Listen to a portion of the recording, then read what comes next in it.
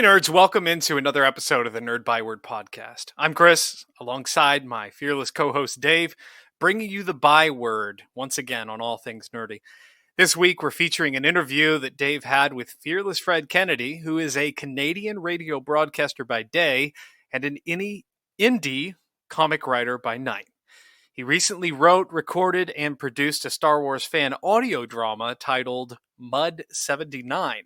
But first, we have breaking news of a legendary variety. Dave, what is going on? So, the Legend of Zelda series is one of my all-time favorite gaming series, period. I've played each mainline and spin-off game in the series. Zero regrets, by the way. Even the weaker entries in the series are still enjoyable. This year is actually the 35th anniversary of the release of the very first Legend of Zelda game, back on the Nintendo Entertainment System. And I've been eagerly awaiting for Nintendo to announce something to commemorate this event. In a Nintendo Direct recently, they announced that 2011's Legend of Zelda Skyward Sword would be getting an HD re-release on the Switch. The game will be out on July 16th, and it'll cost $60. And to that I say, yay? I mean, don't get me wrong, Skyward Sword is fine. Back in 2011, it was hampered with pretty annoying motion controls on the Wii. The Switch version will still retain those. You will be able to use the Joy-Cons instead, but there will also be a button-only option, which I really think is great. But charging $60 for a 10-year-old game that is getting only the most minor of facelifts, I don't think is. Sorry, Nintendo. Also, they haven't announced anything else yet. I have to hope there's more to celebrate this venerable gaming series. There are rumors now that Nintendo plans to repackage its Wii U exclusive HD remasters of Wind Waker and Twilight Princess into a 2-pack for the Switch.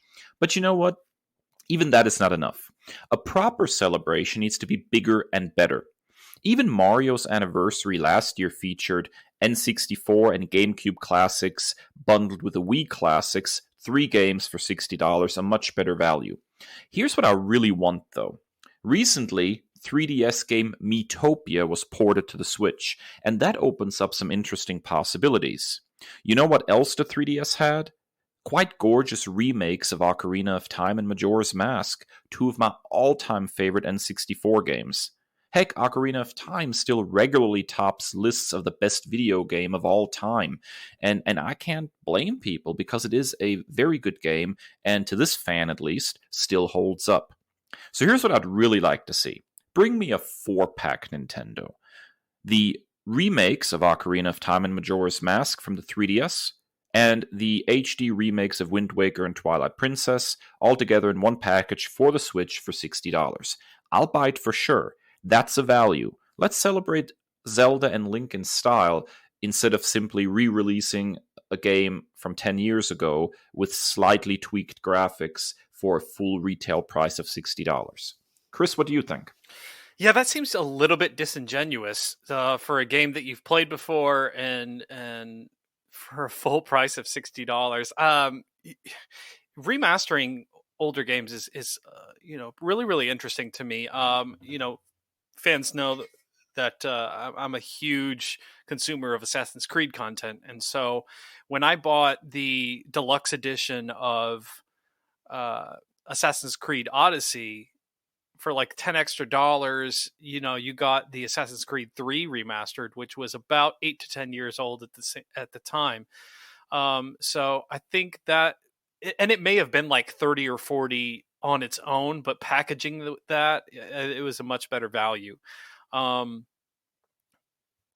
just seems like they are taking the exclusivity of, being the only system that has Zelda content and really mining that factor and really taking advantage of that. It really is interesting to see all these remasters of old games, and I've got my fingers crossed that hopefully the X-Men Legends 2, and the Marvel Ultimate Alliance games get remastered, because those are some of my favorites of all time. See, I agree with that. I really like the whole remastering process. If it is a significant, significant enough remaster. I mean, when you're moving a game from 10 years ago up into HD, I mean, it certainly improves the visuals a little bit, but unless you're really going through and overhauling something in the game, then I don't see why it needs a full retail price yet again, especially when it's so recent. There are, remakes, however, that would deserve a bigger price point. But even if you look at like remakes of recent years, I know they did the Spyro trilogy remake. There was 3 games right there for a full retail price, and those were not just minor HD upscaling. I mean, these were from the ground up. Rebuilding these games from scratch, and they looked amazing and played great. And even there, you were basically paying $20 per game. So yeah, Nintendo, that's just not cool, guys. I love Zelda though, and I would really like some good content. So I'm hoping that there's more coming than just Skyward Sword. Now, Kris, you're taking us back into the streaming wars. What have you got for us?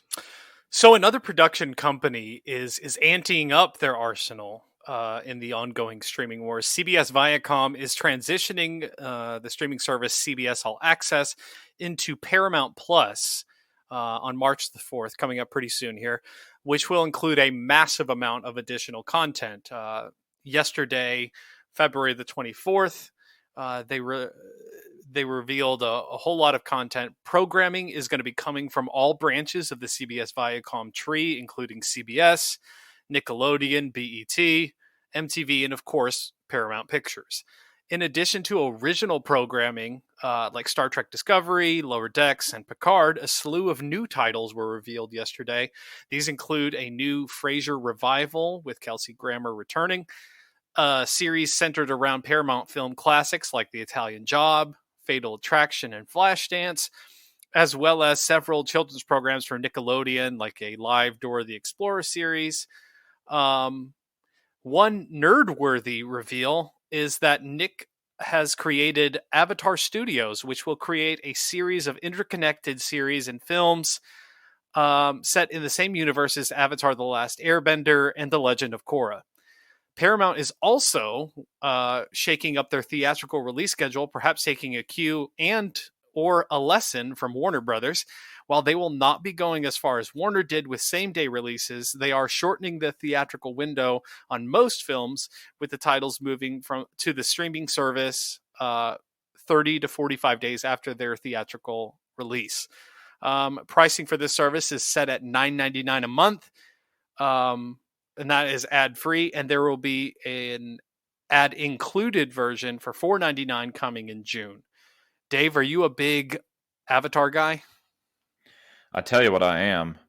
I'm a big guy who likes to protect his wallet, really. And I'm just going to tell you, I like, Star Trek content in particular, and I've been enjoying Discovery, and I still have not had a chance to watch Picard, but, am I the only one who thinks we're about to hit like streaming saturation, maybe?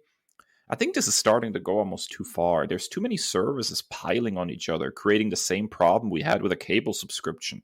You need to pay a crap ton of money for a crap ton of different stuff, and really what you want to watch is maybe a handful of movies or television shows on each service.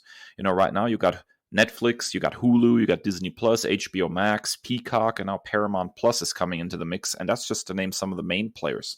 That adds up. One of the nice things about the notion of cord cutting was always that you get a couple of streaming services and you save significant amounts of money. But really what's happening right now is, whereas you had Netflix for a while as sort of a central hub of content, it's kind of been fractured and scattered about all these different services. And the shrinking theatrical window is interesting for sure. I'm concerned how that's going to, affect movie theaters, especially given, the COVID situation, once they start opening back up, if they're going to struggle getting butts back in the seats. But again, I don't want to or need to pay for a monthly subscription service to get access to all of Paramount's theatrical releases when I watch maybe 2 or 3 of them per year tops. I'd rather spend $1.50 at Redbox to watch the movie and move on with life. So 30 days for regular releases, and I think it said something like 45 days for tentpole releases, according to Variety. Sure, whatever. It's interesting for sure, but you know, is it financially feasible without with all these streaming services out there? I'm not so sure. I mean, right now I'm subscribed to many streaming services. I don't think I'm adding another one. Frankly, I feel like I need to trim some of what I have. There's a lot of content on these services, but very little that I actually watch. So you know what? I'm just going to say it. I think the streaming bubble is going to pop and come crashing down here soon if each individual content creator keeps wanting to start their own streaming service. Yeah, I think so too. And it's reached a point where, in our household, we've had to kind of hunker down and really look at, because when you add one subscription service on top of another, it really starts to pile up, and you're right back where you started from when you cut the cord initially. Now we were fortunate enough when we upgraded our cell phones with AT&T to have HBO Max included, so that saved us $15 a month. And another big plus for me, and this just makes me really want to dive into like a streaming wars episode, and I think that should probably be an episode that we talk about very, very soon, is Disney Plus and that bundle for $12.99. I'm not a huge fan of the content on ESPN Plus. I think I would like to have a lot more live sports, but you can only do so much with contracts and deals and everything with these sports leagues. But just the fact that you have Hulu and Disney Plus, for $12.99 a month, and then if you can find anything on ESPN Plus, that's pretty good. I kind of drew a line in the sand when The Office left Netflix and it went exclusively to Peacock. I know it's only $4.99, but those things add up, and so I was able to be, as someone in our entire household, we constantly watch The Office. It is the chicken soup for our soul. It's the thing that we turn on after a long day at work, or the kids being stressful. I watch it. My wife watches it. My teenage children watch it. Everybody watches The Office on 3 or 4 different screens. We'll have different episodes streaming. And I was able to find it on Vudu for $30 in HD for the entire series. So one $30 payment saves me $4.99 a month for, having to watch it there, and then a bunch of other content that I don't really care about. So that was the first line that I really had to draw. And it looks like this might be another. I'm leaning a little bit towards anteing up. I'm a big Survivor fan, so I enjoyed that. I've kind of gone on and off with the CBS All Access, and I might pony up again because I really enjoyed watching all the old episodes of Survivor. All 40 seasons were on there, and I'm a huge fan of Discovery. Lower Decks is probably one of my favorite entries of Trek altogether, just because it's so fun. But it adds up, man, and it's really, really, really tough. And I really think the longer this continues like this, I think the more ownership is going to become attractive again, rather than continuously paying for a subscription service. If there's a particular TV show, particularly an older one, that you really enjoy, like you pointed out with The Office, it's oftentimes easy just to purchase it through a service like Amazon Video or Vudu, or even buy it on physical media.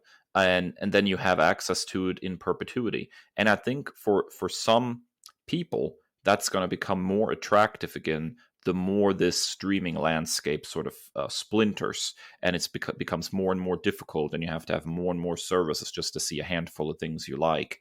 So yeah, I think they need to be careful there. It's really fascinating, and this may potentially be the thing about streaming wars that I find most fascinating, is how quickly technology shifts within a 5 to 10 year period. I remember very vividly how quickly Blockbuster and other video rental stores just went belly up with the Redbox, innovation.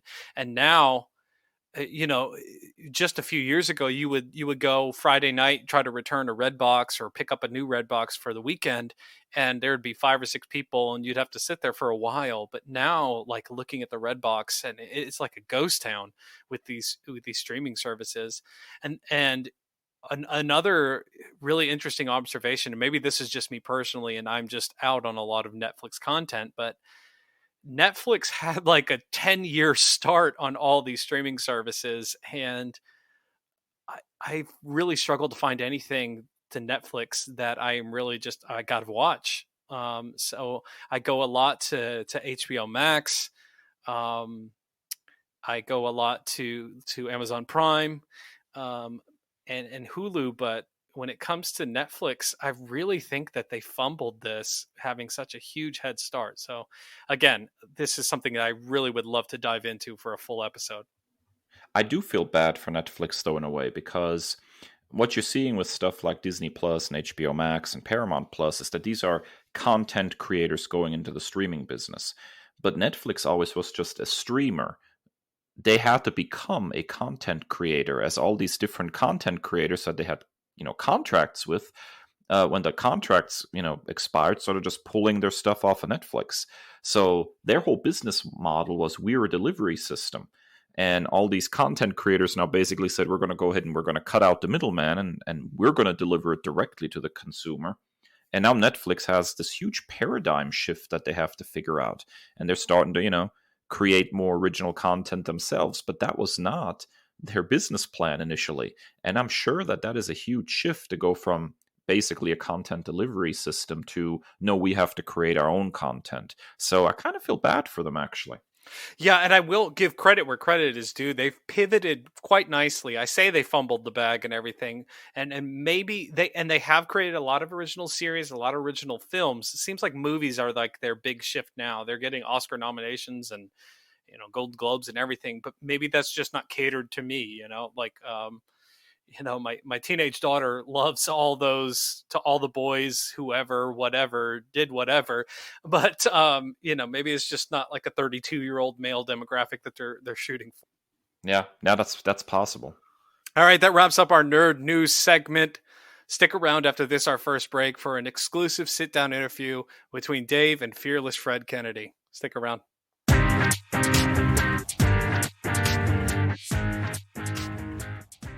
All right, nerds, we're back. In today's Byword Big Talk, we're sitting down with fearless Fred Kennedy. By day, he's a radio broadcaster. By night, a comic book writer. And later at night, he creates audio dramas such as the Star Wars fan audio drama Mud 79. Fred, thank you for joining us today. Absolutely, no problem, man. All right, Fred, let's go ahead and get started. Tell our listeners a little bit about yourself. Who are you?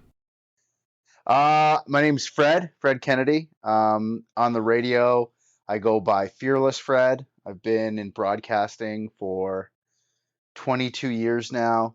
And I've also been writing comics, like indie comics, small press stuff, for around 12 years.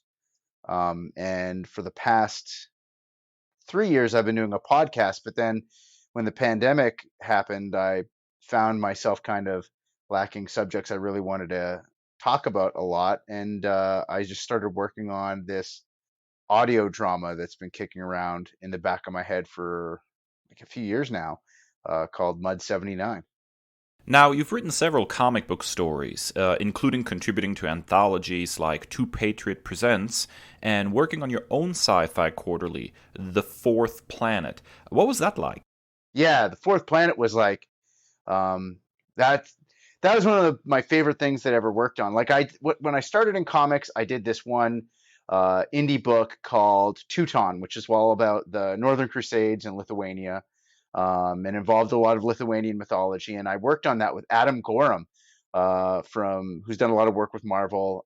He's working on the Hulk right now with Marvel, and he's done a bunch of books with Image and stuff like that too. And that's when we started out, and that was the book that we cut our teeth on. And then I was looking for something to do after that was wrapped up, because Adam had already had opportunities to go work with Image, because he's a monster talent. Like, Adam Gorham's amazing. And so then I was looking for something else to work on, and I had this idea kicking around in my head about it sort of started as like a spin-off of Battlestar Galactica, actually. And it was at the end of that series, like they had come to Earth and yada yada yada. We don't need to get into the finale of Battlestar Galactica.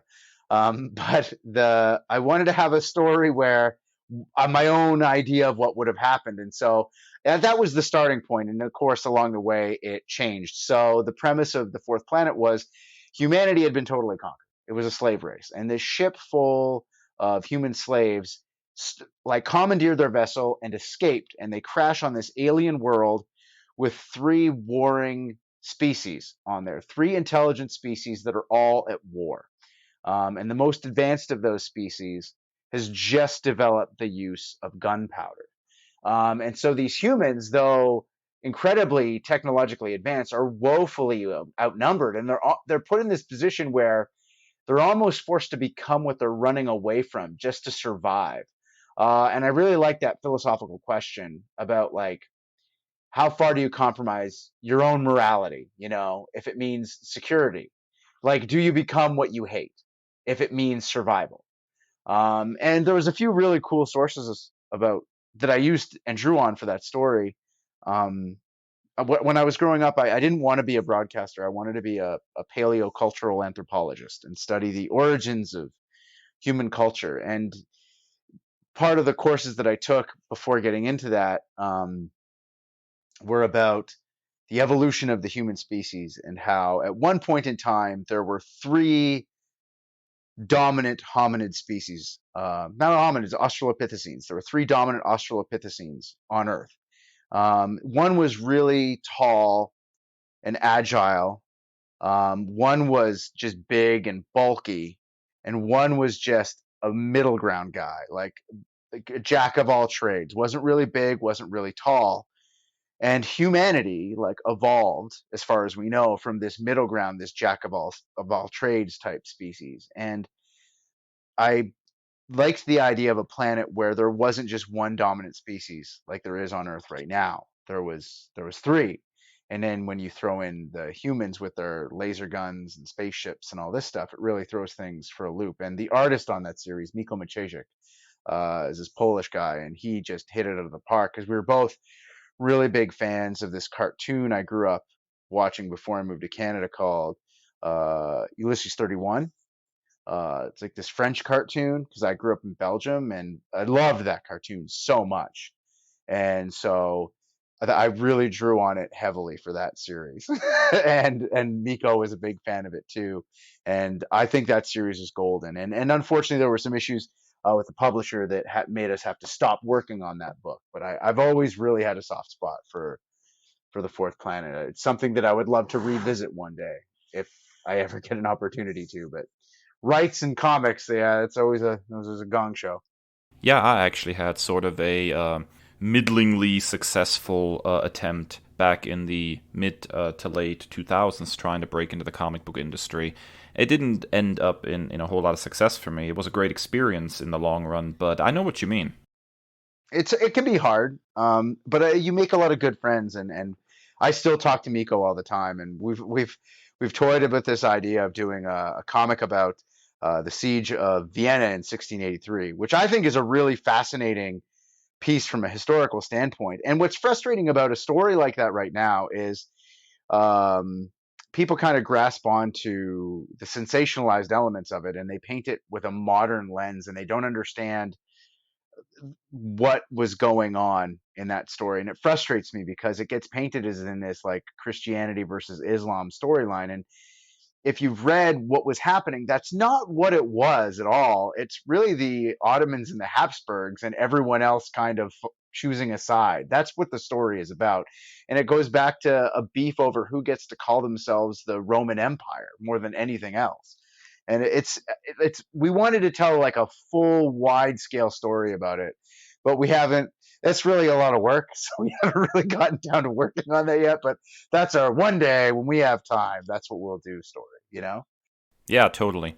So what to you is the appeal of writing comic books in particular compared to other mediums? When I moved to Canada, I didn't have a lot of friends. Like I moved from Belgium, like in the Hainaut province, to Edmonton, Alberta. And Edmonton, Alberta is like on the Canadian prairie, and it's very cold and it's very different than where I grew up. And I didn't have many friends, and I used to go to the 7-Eleven and I would play Street Fighter 2, and they had a spinner rack of comics, and I used to read all the comics that were right by there where I'd wait for my turn. And so a lot of like uh like the lexicon that people were using at the time, like the way people were speaking, the vernacular, I guess, I was drawing from the comics. And so I there's always just a comfort there. And I think that there's a lot of things that you can do in comics that you can't do in any other medium. I don't know if you've ever read the book One Soul by Ray Fox, but he's telling like 9 different stories at the same time. And it's comics is a medium where you can tell many stories at the same time. And it's a really cool methodology of telling stories. And I love writing comics, and I also love the collaborative nature of it because I can't draw. So invariably, like I'm going to tell a story, and then it's going to be like modeled even more by the artist who's drawing it. So there's like a team play there, you know, and you can sometimes when you're writing, you feel like you're in an echo chamber because you're writing something, you're like, oh, that's so good. And then you don't get that it's terrible. But when you're working with somebody else, like an artist who's your friend and that you get and you're on the same page, they'll almost always be like, I get what you're trying to do here, but why don't we just tweak it a bit like that? And you're like, yes, absolutely. So I love that nature of comics. I do like working with other people. So that's one of the things that I love most about writing comics.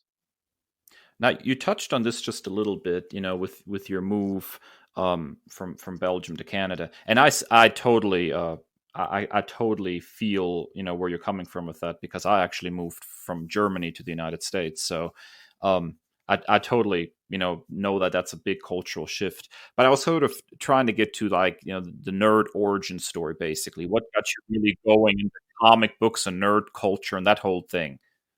Yeah. Okay. Yeah. Well, that comic thing really started there. Like I had read comics and stuff before that. Like that's where the nerd the comic book side came from. But the real nerd factor comes from my dad. Because I am like I was always Canadian. We always spoke English in the house. But growing up, we grew up in Europe because my father is in the military, and so my dad, when he would go on like trips for work, whenever he was home, one of the things we always did was watch Star Trek. So Star Trek, if I'm being honest, is the beginning of all my nerd love. And there were cartoons like I previously mentioned, Ulysses 31, which for anyone who hasn't heard about it, it's like everyone goes on about Robotech, about how Robotech is so important. And I agree because Macross and Robotech are amazing. But I really feel like anyone who grew up in Europe in the 80s was given a treasure trove of incredible animation. And European animation is very different than anime and North American animation, but it draws from both those sources. Like there's so many European cartoons that you would think are rotoscoped, where they're just taking like film frames and just painting over them, but they're not. They're just they're the frame rates are huge, and it's got this like elegance. There's an elegance to European animation. And Ulysses 31, and there was this other one called The City of Gold, which I haven't rewatched, but I remember loving it. And it's like this hybrid of these like Spanish conquistadors going to the New World and looking for these cities of gold, and then they break up into different factions and they find these like super advanced underground cities with technology. It's wild. Like there were so many really cool cartoons that I grew up watching that whenever I talked to my friends that grew up here, they'd never seen them. And I also would watch like He-Man and stuff like that on the BBC and all those things. But like, so there was like an element of fantasy with He-Man but Ulysses 31 and Star Trek, I think if I'm really being honest, were the first big sci-fi loves. And then of course, when Star Wars was released on VHS, I remember I am I remember watching Return of the Jedi for the first time with one of my cousins who is like 6 years older than me, and just being blown away. And I remember he was like that cousin that like would make you watch something that you didn't want, because I didn't want to watch it. And I watched Return of the Jedi before I watched any of the other ones. And that scene when Luke walks, I'm getting goosebumps just thinking about it. When Luke Skywalker walks down the hallway in Jabba's palace and chokes out the Gomorian guards, I was like, I'm in. I don't even know what's happening right now, but this is the coolest thing I've ever seen. I remember being so excited. And then when Vader takes off his helmet, like all these things, like I feel like there was a love of sci-fi, but I love Star Wars so much because it's science fantasy. It's a fantasy story. Like there's really no science to it. It's just technobabble, but this it's so cool. Like and once I saw Star Wars, like that was it. And I don't think anything has ever touched Star Wars at all. I love all these other things, but Star Wars is, dude, it's Star Wars, man. It's so great. I love it so much. I really want to keep pulling on the Star Wars string, but there was a couple other questions I was going to ask you first. I was very interested to see that you're doing broadcasting for Toronto's rock station Q107, and I Yeah. was just interested in how you got involved in broadcasting and radio. It's interesting. When I moved to Canada, I loved listening to the radio because most of the radio stations that I listened to in Europe that we'd listen to when we were driving, um, they there was a disconnect. There was not even a cultural disconnect because you are immersed in that culture when you're living there, but it's kind of a weird vibe. And living in Germany, I don't know whereabouts in Germany you lived, but there were loads of American bases in Germany when I was growing up. So and there's this weird like interjection of cultures when you're living in a place like Europe because everybody, yeah, you get it, you totally get it. And so when I moved to Canada, like I was listening to the radio and it was like all of the radio stations were in English, which to me was a wild thing. So I could listen, and it wasn't even that they were just in English. There was a country music radio station. There's no country music in Europe. I never listened to country when I was over there. I Neither did found it I. Never heard of it. I found it so fascinating. And so I was listening to this, and then there was like a classic rock station, and there was all these different types of music, and I was listening to all of them all the time. And then when I went to high school, there was a radio club, and I was so stoked to do, and all the radio club did was we broadcast music for an hour before classes in the morning. That was the morning shift. And then there was the lunch shift where you broadcast music during the lunch hour. And then at any school events, we ran the audio equipment. Like we ran the audio for the school plays and all that stuff. And it wasn't even very complicated. It was like one microphone and you turn it, but it felt really big. And I loved it. And I know radio isn't what it was before, but I think it's still a big deal to a lot of people. I've got a friend who works for Sony Music, and he goes, it's never been less important than it was, but it's still the most important thing, is what he said. Um, and I believe that's true to a certain extent. Um, but I got into radio from high school. Like as soon as high school was done, I wanted to go to broadcasting school. And when I went to broadcasting school, it was awful. I hated broadcasting school so much. I hated it. And so what I did was I took my college demo and I sent it to radio stations to try and get a job. And the very first job offer I got, I went to my radio teacher and I told him I had this job offer. And I said, what should I do? And he goes, you take it. He goes, there's nothing you're going to learn here that you're not going to learn working in the field. So I went and I got my first radio job, and I bounced around. I worked on the East Coast. I worked in Northern Ontario, like up in this tiny little mill town. I worked in Lloydminster, which is like in the middle of nowhere on the prairies, in Edmonton, my hometown, which was the goal. And I'd always had this like lofty goal of working in Toronto, where I'm working now, because it's like the epicenter of Canadian media. It's the third biggest city in North America, and no, fourth biggest. And so I had this dream of like being in Toronto one day.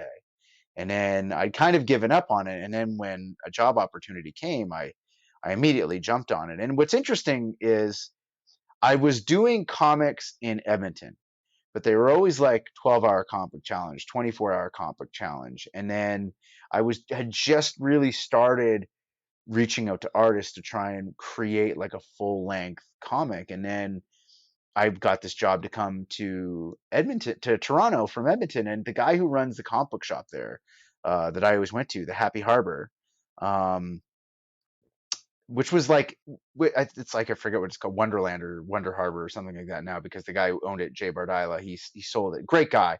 And I remember when I was leaving, he goes, I don't know if you'd really want to go because you're starting to really catch some fire with the comic book thing.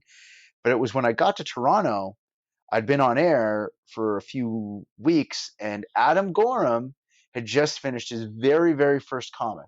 And he's going to be mad at me for mentioning this because I don't think he wants anyone to ever know what it's called, but I'll tell you. Vampire Conspiracy. That's what it's called.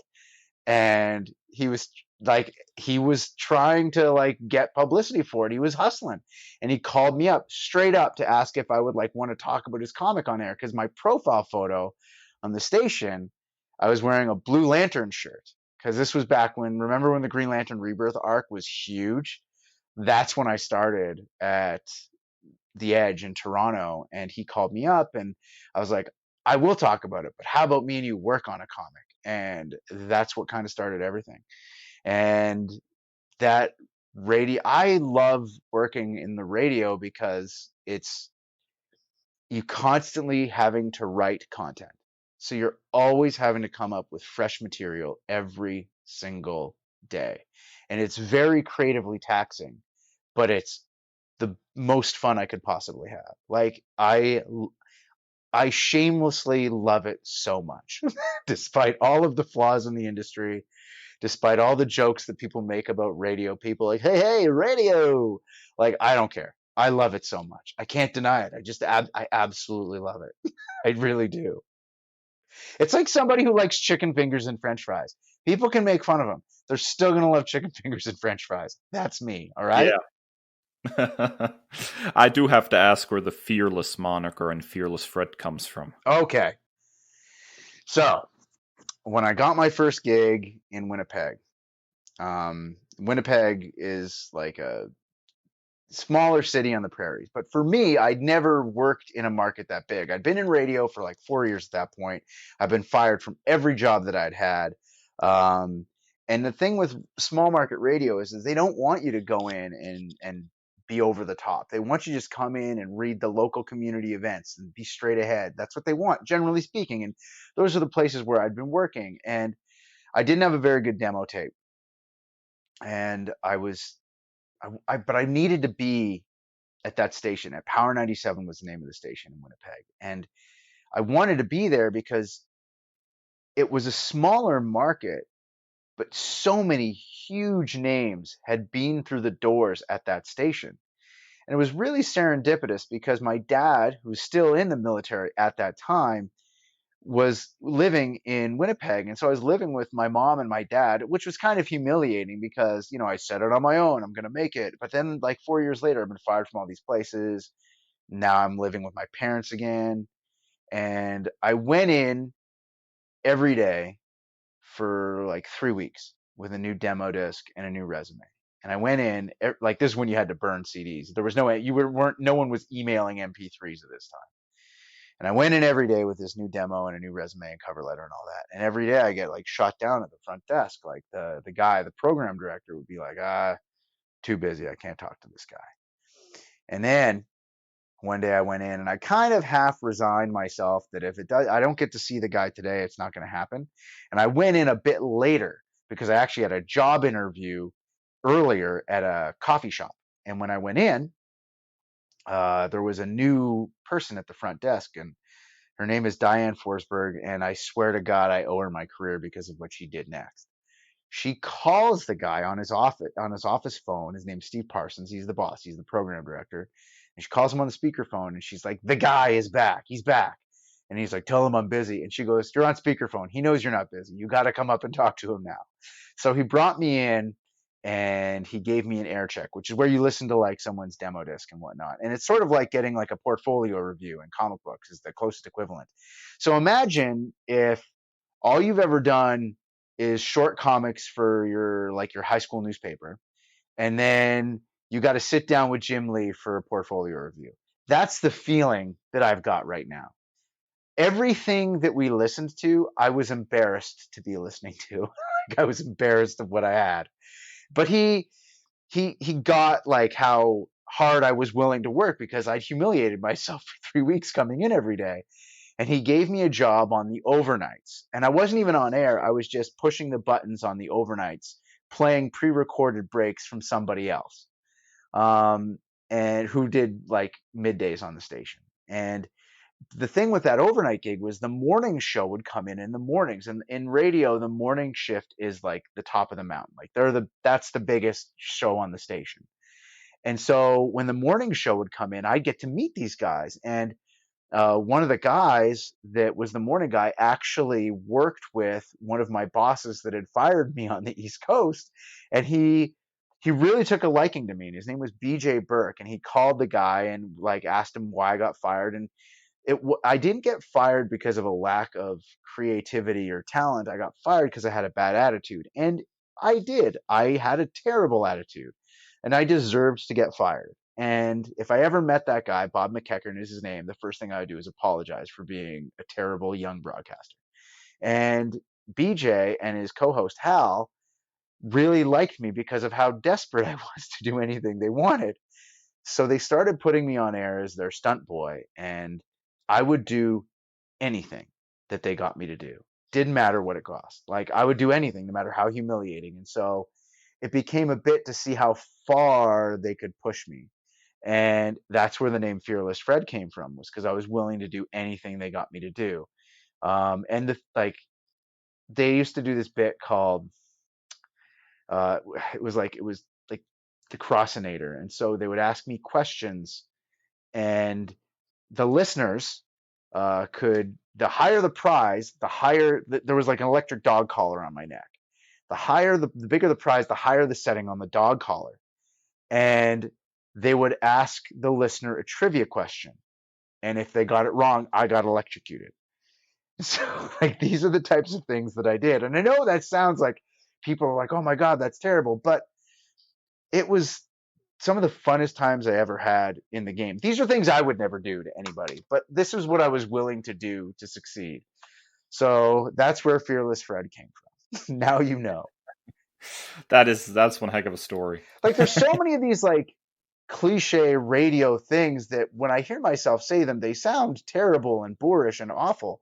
But the thing is that I was getting paid like from my salary at the station, but also the amount of lessons that I was learning about how to carry yourself as a broadcasting professional, how to treat clients, how to treat people, because they were always so good to everybody that they met. But when we were in the studio, it was very like competitive and gong showy, but it was some of the best times ever. Like I got the name from there, so now you know. So you also made the leap to podcasting, and I found that extremely interesting as somebody coming, from a traditional broadcasting radio background to, make the leap to online and podcasting. How come, and do you have a preference between the two? They're so different. So the very first podcast I ever did was something called the Fredcast, and it was just really a long format interview show. And then I think the term that people tend to use now is like a chumcast. And I did this like almost a decade ago. And you can find it online. It's just called the Fredcast. There's actually a show called the Fredcast, which is about bicycling, but mine was not that. And that was when I was doing TV at the time. I had a show called Fred at Night on Teletoon, which is Canada's answer to the Cartoon Network. And so I was doing the Fredcast then. And what it was, I started doing it to hone my interviewing skills. And also because the dream was always to do long format interviews. Like that's always what I wanted to do. And so it was an opportunity for me to do these long format interviews where I could just sit down and talk to people and ask them questions about everything. And it was so fun. It was so fun. And I loved doing it. And then there were some I had like an issue with management at the radio station, and a bunch of things happened, and there was a bunch of shifts in management, and I got very huffy puffy, and I got very mad about doing it anymore, and I just stopped. I stopped entirely. And then a few years later, the guy who was actually my director for Fred at Night on Teletoon was working with I forget the Antica. He was working with Antica, and he asked if I wanted to do the same type of podcast show there. And so I started doing Issue Zero through Antica, which was once again more of like a chumcast, long format interview show, and it was fun. And that's where I met my current podcast producer, Dila, and she always told me, she always used to say, she goes, "You're so good on your feet." She's like, "You're so good on your feet, but if you just sat down and scripted your show, you would do a really, really good podcast." And I was hesitant to do that until the company that owns my radio station, Chorus, started doing podcasts with the Curious Network, and they asked if they could buy the rights to to Issue Zero and bring it on board there. And I was like, absolutely. And so we started doing more of a scripted show, and it was a lot of work, but it was really fun, and it was also a great way for me to like learn more things. And our very first episode with that was, we did a big breakdown about the Mandalorian, and this was right before the Mandalorian debuted, and it was all about how Mandalorians came to be, and the very first appearance of Boba Fett, which was actually at a Thanksgiving Day parade, and how he was involved in the rollout of the toys for The Empire Strikes Back, appearing in malls and stuff. And there were some really interesting facts that I'd learned, and then I would like pose questions like how I don't believe Conan is a barbarian. He always gets painted as a barbarian, but I don't believe that that's an accurate term for who he is as a character. I think he's a very, very smart, clever guy, and I got into these really deep philosophical questions about like these pop culture characters, and I love doing it. And to say which I prefer to do is, it's a difficult choice because they're so completely different. You know, I think that a scripted podcast is so dramatically different from radio, where it's so much improvisation and reacting on the fly and loosely scripting, and a good radio show, sometimes you can have the whole thing mapped out and prepped up and clocked, as they say, is the term. And then you get into the studio and one thing happens, and all the prep that you did goes out the window because you've got something better and you just came up with it as you went, and you just go from there. Whereas a podcast is, you write it, you do it, and then you put it together. So I love them both for very different reasons. So you talked a little bit already about your love of Star Wars and how you first saw Return of the Jedi on VHS tape. So let's just kind of get into Mud 79 a little bit. What inspired the creation of that, and why create a Star Wars audio drama? So that's a loaded question with a few prongs. So the idea started years ago.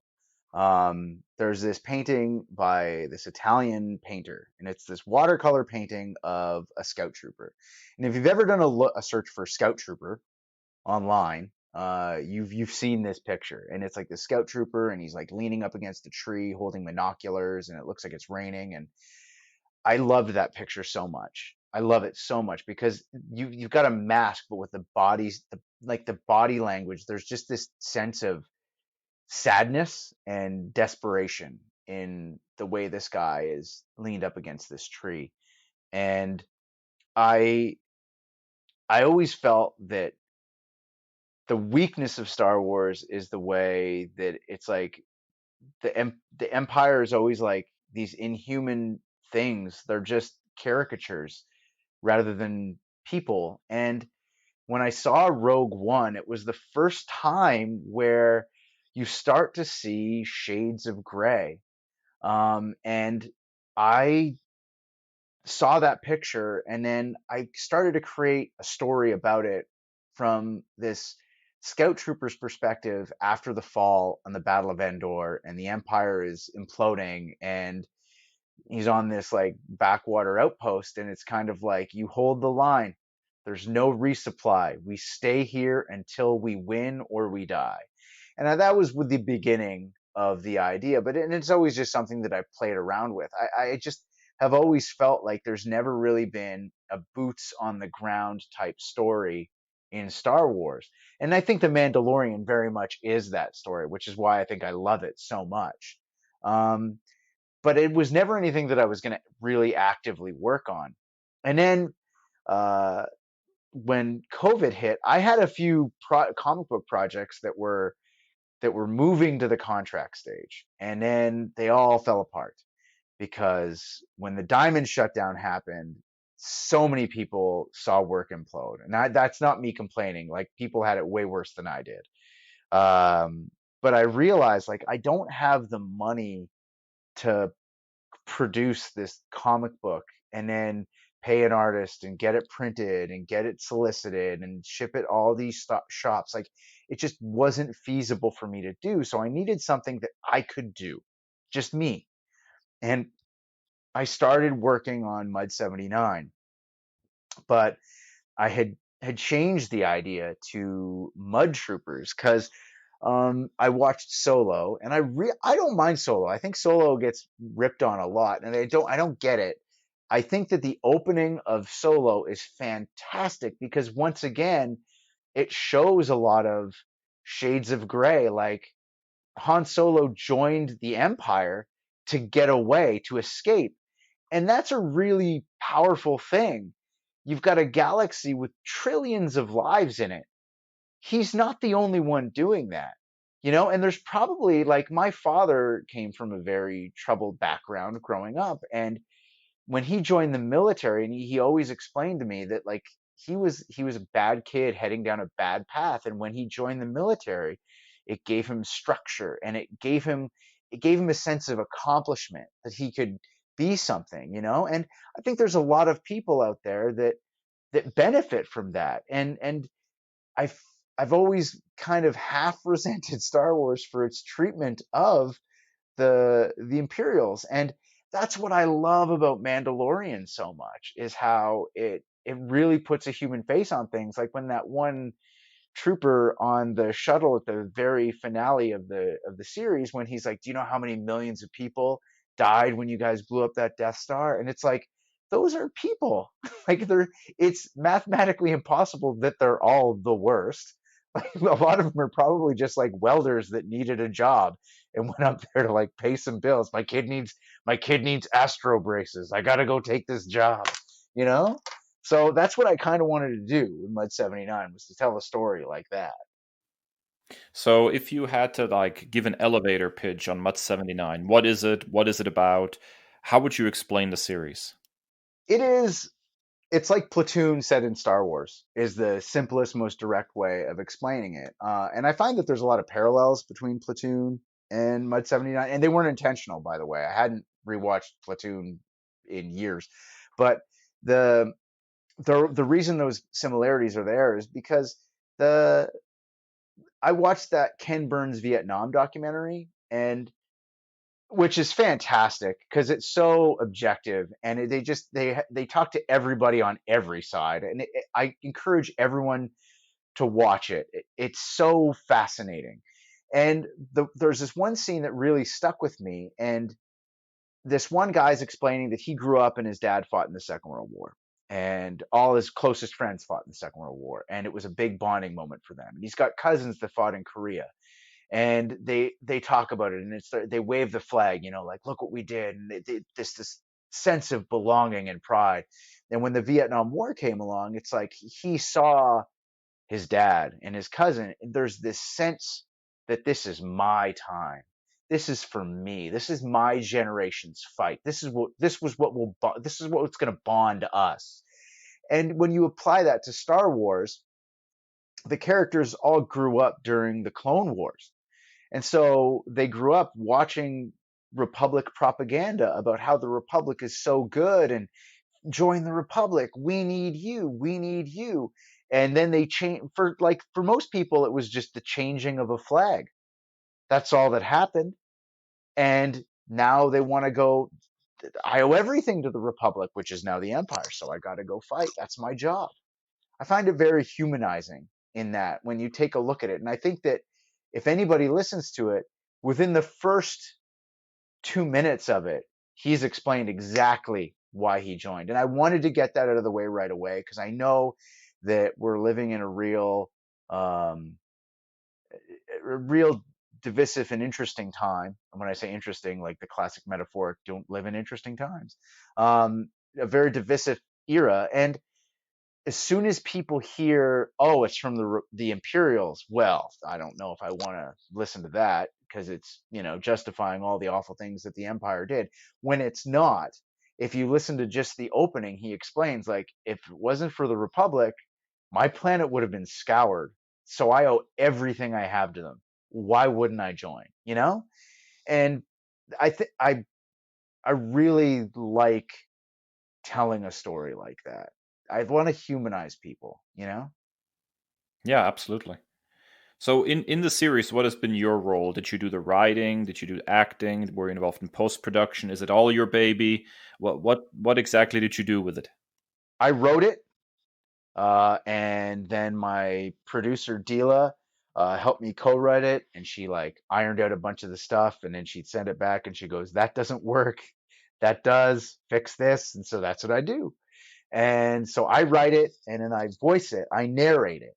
And then the voice actor roles are all people I know that are big Star Wars fans, and people that I know are not just broadcasters, but just like big fans of Star Wars that I wanted to involve in it. And then I do all of the post production myself as well. So I produce it, write it, voice it. It's my baby. But I've got 47 other people that have contributed voices for like backgrounds because I want it to be as immersive as possible. So I need those little dabs of color with people giving battle cries in the background, people doing the voices, like little one-off roles. And I really feel like by the end of the series, I was really rolling along and had a good system of introducing brief characters, like almost cameos, but not quite. Mm-hmm. This series is, as you just mentioned, a really big production. 47 people involved in the cast, sound effects, musical cues. How do you go about setting up such a massive production, which is really, when it comes right down to it, you're not doing this, for profit or something. This is a fan production. How do you go about setting up something like that? Well, the radio background, like one of the jobs that I had when I started out in radio was producing commercials. And there's a lot of foundations of production that I learned then that made this entire thing possible. Um, so it's those skills that I learned as a producer, but I also relearned all kinds of things as I went, as I was producing, like playing, because audio production really is something you've got to do it to know it. And I was playing with things and I was learning as I went, and I really feel that the production gets stronger as it goes.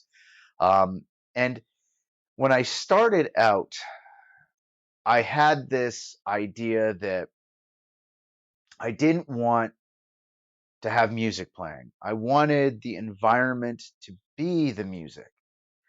But that doesn't necessarily work from an audio standpoint because audio is so different than any other medium because you hear everything even though you don't know you hear it. Like if anybody sits down in a room, start listening rather than just being there. At any given time, you're listening to like 100 things, but your brain processes it without you even realizing it. And I started to read books on Foley and read books on the psychology of audio. And so the first pass of the very first episode, there was no music. There was no music at all. And then I realized that by adding music in certain places, I could change the feel of everything without anybody even realizing. And then I realized that adding music in all the time, I can change the tempo, I can change the pace. And then adding the sound effects in to coincide with the music. So you got a big explosion, as you've got a big explosion that's going down, which isn't even just one sound effect. A good explosion is the impact, the blast, the air escaping, the rubble falling, the human reaction, the sounds of the environment, the echo coming off of all that. You underneath that, you can layer in a music change so that people don't even realize they're hearing it. So it started out in my head very small, but as I went, it got very big because it's a fan production. And the thing with there was just that big argument, which a bunch of yahoos arguing about fan fiction, saying it's not real writing on the internet on the weekend. I mean, there's such a preconceived notion about a fan made project that I knew it needed to be good. Like I knew it needed to be a pro level sounding event from the this needed to be something that could have a studio behind it. Otherwise, no one would care and no one would take it seriously. And I find with audio in particular, people are very judgmental. Unless it's a movie or a video, they're so judgmental. Like if I put a fan film about Star Wars online, and I don't want this to sound like I'm being a jerk because it's not my intention. What I'm getting at is that people are much more forgiving when they can see it. If I had really good like costuming and visual effects, I could have mediocre fight choreography and pretty much meh sound. But if I put it online, I'll get 100,000 people watch it. They won't all necessarily like it, but they'll all watch it. And they might not even comment, or they might comment, and then they'll add feedback and all that. And you're going to have people that are going to love it. But when it comes to written words and audio, there's no mercy. Like there's people will just roll their eyes at it. I'm not going to give this my time. It's a fan made thing. So I knew that in order for it to be what I wanted it to be, it needed to be as good as I could possibly make it. So it's been just the amount of time that went into it is huge. And it's like a product of love. And I think that it's very unique in terms of the things that are out there right now. Now, I have a funny feeling I already know the answer to this question, but I would be remiss if I didn't ask it. I noticed the language is decidedly more, let's call it spicy than traditional Star Wars I content. love that you put that when you wrote that down when you said spicy. I got a chuckle out of that. I like that. That's perfect. That's the perfect way of putting it. So, what inspired you to go more? What's basically like an R-rated direction with the language, which is pretty different from mainstream Star Wars stuff. Absolutely. The first piece of hate mail I got was there's no swearing in Star Wars. He said other things, which was interesting because he swore at me when he said there's no swearing in Star Wars. But someone said there's no swearing in Star Wars, and I had a version of the script and I voiced a version of the script where there were no swear words, and I threw in all the classic Star Wars swear words. But like I said, my dad was military, and I worked on a military base in a canteen. And this was like a training camp. So this is when soldiers were coming in and they were training, and they'd be there for a few months and then they'd leave. And so I'm in the canteen watching the way these guys interact and watching the way these guys talk, and that's they swear, they really do. But it sounds weird to say when they swear it doesn't feel vulgar, if that makes any sense. It's not a vulgar thing. They just do.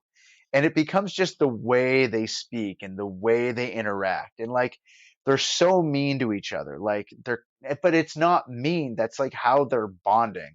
They are constantly dumping on each other, but joking around. And that's how they get along. And it's because like military training is designed to put you in a position where you feel overwhelmed all the time. And that sense of being overwhelmed makes you bond with the other people around you that are going through the same thing, that are also overwhelmed. And that's how they bond. And I felt that with the nerf herders and things like that, it just didn't, it sounded like fake swear words, if that makes any sense. It felt like their mouths were full when they said it. And so I just threw it in. And I gave my producer, Dila, both versions, and she said 100% that the swear version sounded more natural. And so I left it in. And I think it sounds stronger that way. And if people get turned off by it, they get turned off. Like, I don't like the idea that everything needs to be for everybody. Like, when everybody dumped all over the Last Jedi, I was like, why? Like, it's Star Wars. You don't have to like it. It's just it's fine. Let other people like what they like. So I left the swearing in, and if someone likes it, that's cool. And if that's what makes it so they don't like it, then that's okay too, I guess. It's not.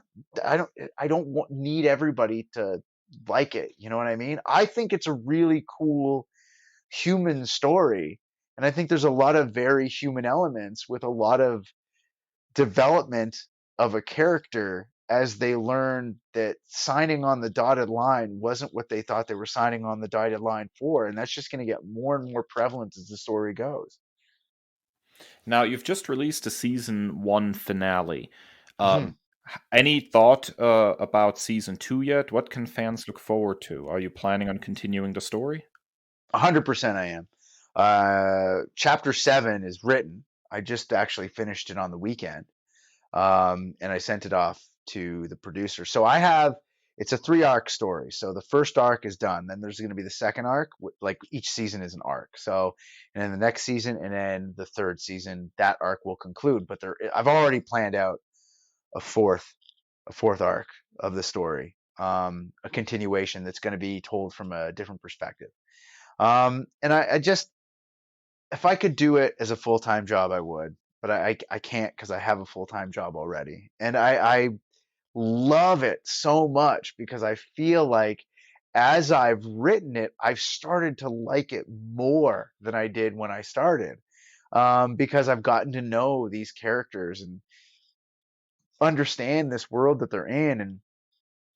And like, when bad things happen to them, like, I'm feeling it now, but they need to happen. And I'm so excited for the second season to launch, because the way the first season ends, you realize that everything that they've done has kind of been orchestrated by somebody else without them even realizing it. And then in the second season, they're going to realize it, and they're going to realize the dire straits that they are in. And I wanted to do it that way because I want the listener to get over that these guys are the worst because they're fighting for the bad guys, and realize that they're not all bad guys. Like, that was what I liked about Rogue One. Saw Gerrera, I think, was the coolest addition to Star Wars in those movies.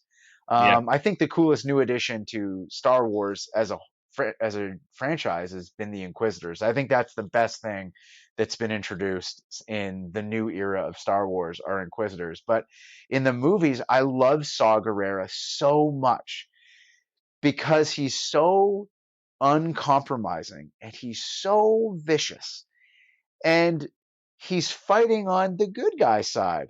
But are any of us going to say Saw Gerrera is a good guy? Because I don't think he is. And you realize that the Empire is so huge and so strong and so evil that it is just impossible for the Rebel Alliance to have won or defeated the Empire without a lot of Saw Gerreras. It's just that simple. You're not going to, there's the idea that, like, to defeat a monster, you've got to become a monster.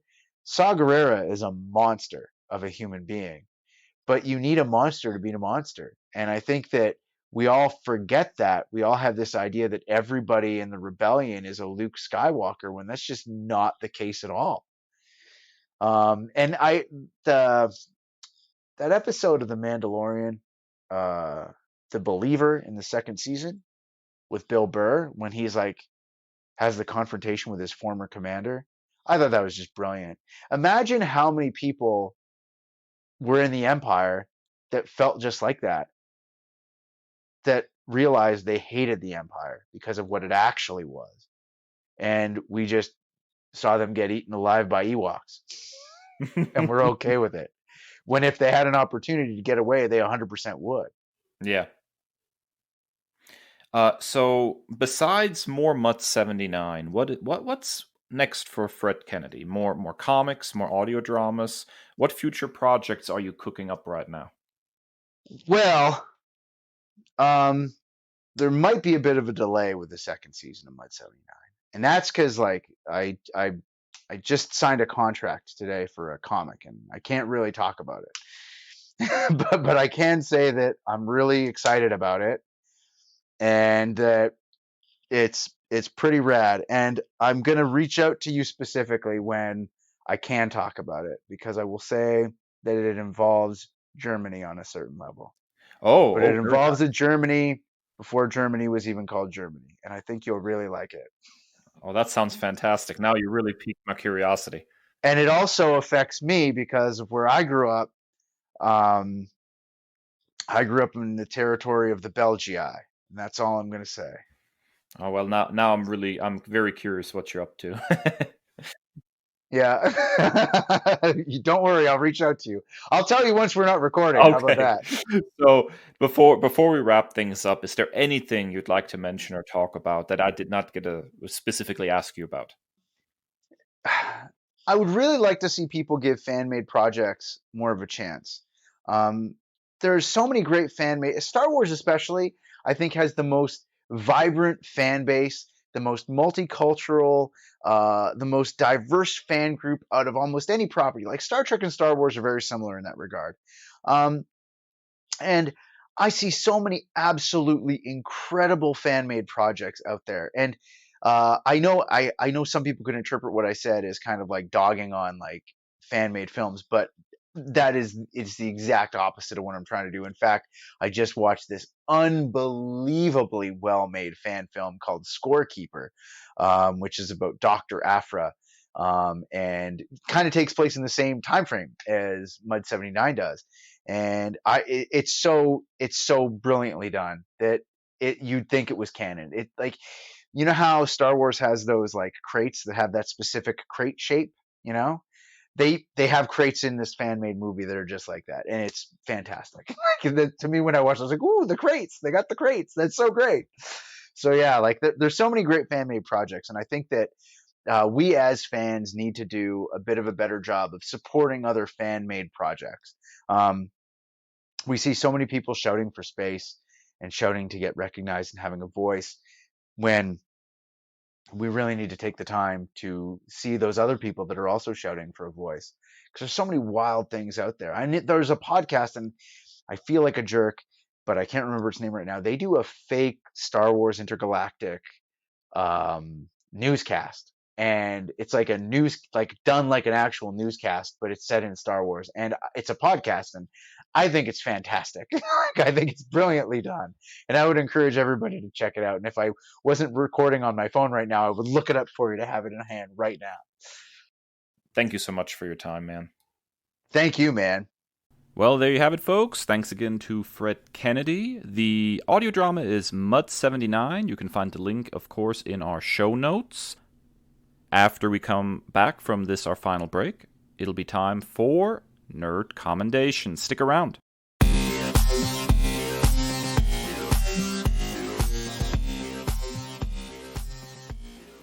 Welcome back to our final segment, Nerd Commendations. Yes, we own the patent on that. Dave, I have been rapidly consuming Godzilla content like I am a radioactive dinosaur consuming, tiny peasant humans. What do you have for us? Well, Godzilla vs. Kong is obviously coming soon, and everybody's talking about this monster mashup. And this recent interest in Godzilla, and you're clearly infected as well at this point, has inspired me to revisit some of my favorite Toho Studios Godzilla movies. Now, this is not a secret to anybody who knows me, but I have watched every Godzilla movie, period, multiple times. And one of my favorites, the one that I always put on when I'm feeling blue and I need something that's just pure enjoyment, and one that I would like to recommend today, is 2004's Godzilla Final Wars.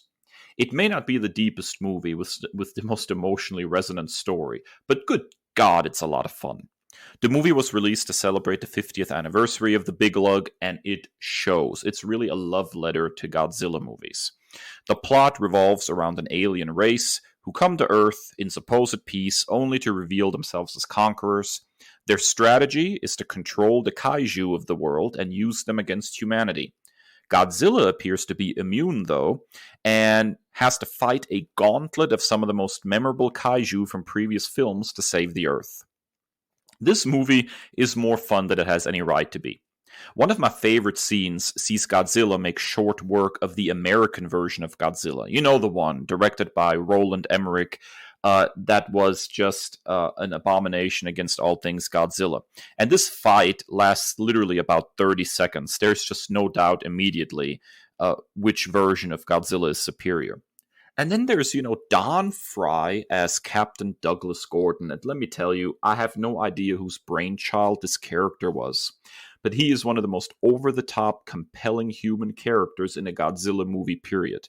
Usually when you watch a Toho Studios Godzilla movie, you are really tuning in for the kaiju action and a little less about the human characters. But this guy's mesmerizing. I could watch him all day. He consistently gets the best lines and coolest moments in the movie, at least among human characters. But, Godzilla still reigns supreme in this one, and he is absolutely incredible as he goes through multiple kaiju fights to take out these aliens.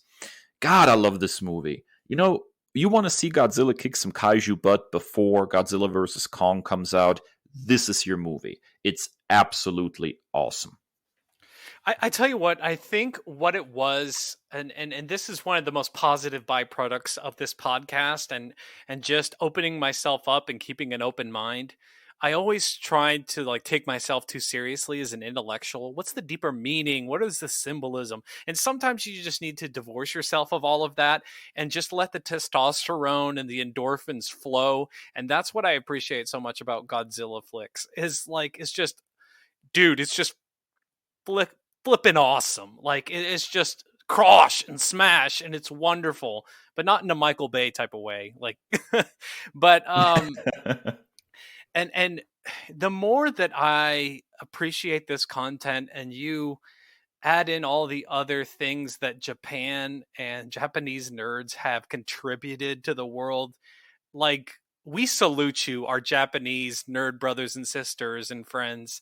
Thank you so much for giving us so many wonderful things between kaiju and ninjas and all of the wonderful, awesome things that you have given to the world of nerddom. We salute you. Yeah, I can only echo that. I would have had probably a much duller childhood if I wouldn't have had the opportunity to sit down consistently all the time with my dad just to watch some old Godzilla movies. Absolutely enjoyable. So Final Wars, I highly recommend it. It's aged wonderfully. It's great action.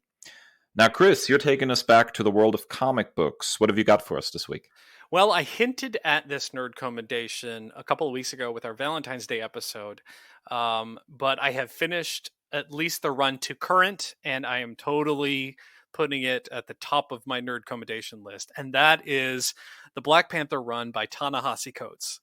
This is still ongoing for a couple more issues. He's about to wrap it up, but overall, the biggest thing that I appreciate about this run is the authenticity. It's really even as a derpy white guy, I just appreciate the fact that we have a black writer telling black stories about black characters.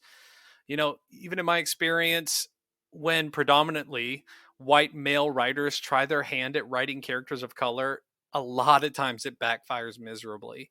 And this was a truly refreshing experience. And I think that's one of the reasons why I enjoyed the 2018 film Black Panther so much. You had, almost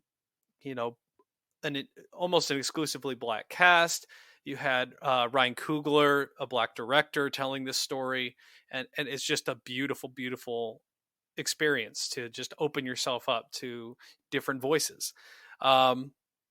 Even taking all of those factors out of consideration, it's still a masterpiece in storytelling, though. The intricacy and detail in Coates' world building is just mesmerizing, spellbinding. Here are a couple of just hit points of my favorite things about this entire run. The different tribes and groups that make up Wakanda You just think of what we've seen so far in the cinematic universe. We see just this one Wakanda and all these tribes come together and togetherness. But this is peeling back those layers in these different tribes and groups. They have their own ideals and beliefs and ways that they think that the country should be run. So it's a much deeper than a 2-hour film could be. The complicated history of the country. Wakanda is this idealized, African nation of what would have happened without slavery and colonization, but it still has its complications. And that's fascinating to see how it's different than other nations. The inherent problems of continuing a monarchy, even with T'Challa being a benevolent king or monarch in the 21st century. Like, times have changed, and how does he need to update that in his governance? And the old adage of heavy is the head that wears the crown. T'Challa has sacrificed so much for his country and the title of king. He sacrificed his marriage, all in the name of Wakanda. He sacrificed friendships. He's sacrificed so much for this country, and yet he continues to do so. And you really get an in-depth look at the toll that's taken on him personally. He felt that was his duty. But undoubtedly, my favorite element of this run is the relationship between T'Challa and Storm, as I hinted at a couple weeks ago. His ability, Coates' ability to work around any possible editorial mandates, like they can't be married, and still have the two of them romantically intertwined, is just masterful. It's so creative. It's so smart. I compare this obviously with the other marriage that is not allowed between Peter and MJ, and a lot of Spider-Man writers just stayed far away from it.